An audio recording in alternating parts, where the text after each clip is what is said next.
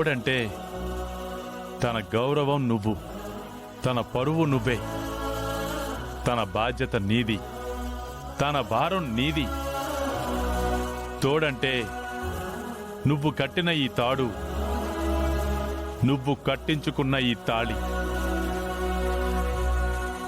మీ మధ్య ఎటువంటి ఎడబాట్లొచ్చినా కూడా విడిపోకూడదమ్మా. చెప్పుడు మాటల్ని అస్సలు వినకూడదు. వింటే తప్పుడు నిర్ణయాలను తీసుకుంటారు.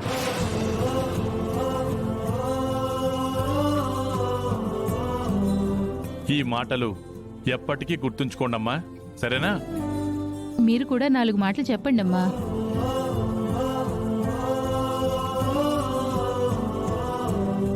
నేను చెప్పాలనుకున్నవి ఆయన చెప్పేశారు.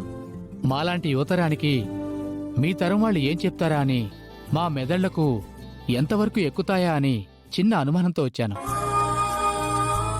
జీవితం గురించి చక్కగా చెప్పి మా కళ్ళు తెరిపించారయ్యా. ముందు జాగ్రత్తగా సూచనలు చేశారు. మీ అనుభవం ఒక గ్రంథాలయం చదివినంతగా అనిపించింది. Thank you so much sir.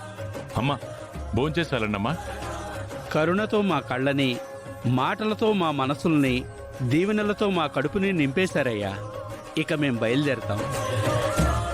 వెళ్ళొస్తామయ్యా. మంచిది, వెళ్ళొస్తామమ్మా. ఈసారి వచ్చినప్పుడు కథ మళ్ళీ కంటిన్యూ చేస్తానులేండి. మీరు రారనుకున్నాం మావయ్య. వచ్చి మీ వచనాలతో వాళ్ళ భవిష్యత్తుకి బాటలు వేశారు. రాకూడదనుకున్నాను పెద్దిరాజు, వెళ్ళమని నా కోడలు చెప్పింది.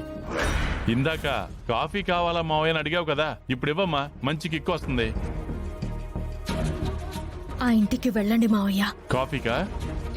కాదు, అత్తయ్యతో కలిసి ఆ నూతన జంటను దీవించడానికి. వద్దమ్మా, నన్ను ఇంటి నుంచి బయటికి పొమ్మందమ్మా ఆ మనిషి. ఆ మనిషి ఎదురు పడితేనే నాకు బాధ కలుగుతుంది. తన పక్కన నేను ఎలా నిలబడగలను?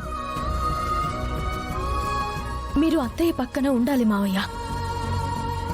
కృష్ణుడు తోడుగా ఉంటే సత్యభామకి ఎంత ధైర్యం ఉంటుందో అత్తయ్యకు అంత ధైర్యం ఉంటుంది. మీరు వెళ్ళకపోతే అత్తయ్య అబద్ధం చెప్పవలసి వస్తుంది, లేదా నిజం చెప్పే ప్రయత్నం చేస్తుంది. కానీ ఆ కాసేపు మదన పడిపోతుంది, మనసు నలిగిపోతుంది, మాట తడబడుతుంది. అందుకే వచ్చాను. అమ్మా అవని, రామ్మా.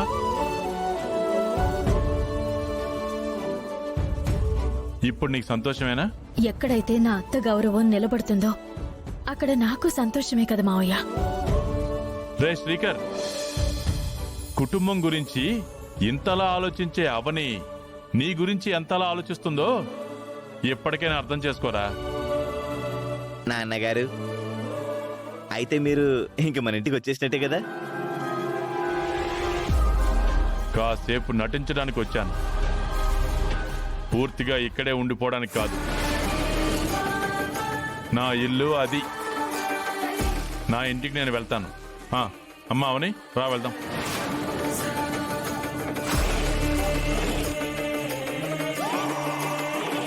నువ్వు నన్ను ఎంతైనా బాధ పెట్టచ్చు, నేను నిన్ను బాధపడనివ్వను.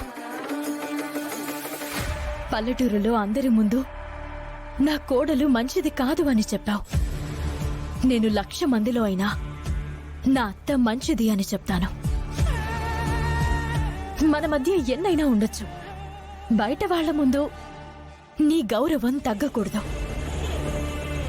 అక్కడ 10 ఊర్లకు, ఇక్కడ 10 మందికి నువ్వెప్పుడు దేవతవే అత్త.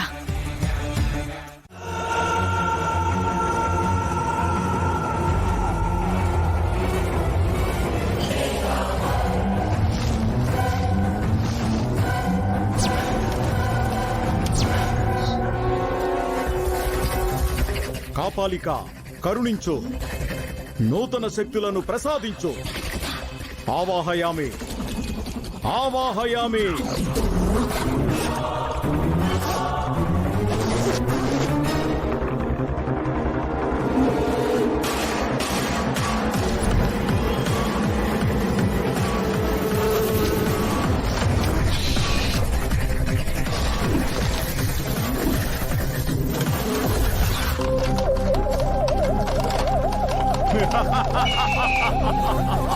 సాధించాను సాధించాను సాధించాను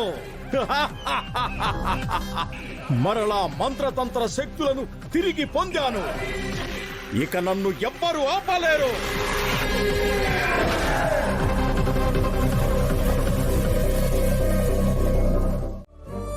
నా కూతురికి జీవితాంతం జ్ఞాపకాలుగా మిగిలిపోతాయి. అటువంటివే కదా పిల్లలకి తల్లిదండ్రులుగా మేం చేయగలిగేవి. పుట్టిన దగ్గర నుంచి నాతో ఎక్కువ రోజులు ఉండలేదు. అందుకే దాని అచ్చట ముచ్చట తీర్చలేకపోయాను. ఇది ఖచ్చితంగా జరిగి తీరాలి. నేను నా ఏర్పాట్లు చేసుకుంటాను. సరేనా బావా? సరేనా అత్త? మేమెవ్వరం రావడం లేదు. వస్తామని ఎలా అనుకుంటున్నావు? నువ్విలా వచ్చి చుట్టరికాలు కలిపినంత మాత్రాన నేను నా వాళ్ళు వస్తామని ఎలా అనుకుంటున్నావు? మీ ఇద్దరంటే మాకు పడదు. నీ కూతురంటే ఇంకా పడదు. అటువంటిది ఓణిల ఫంక్షన్కి ఎందుకు వస్తాం?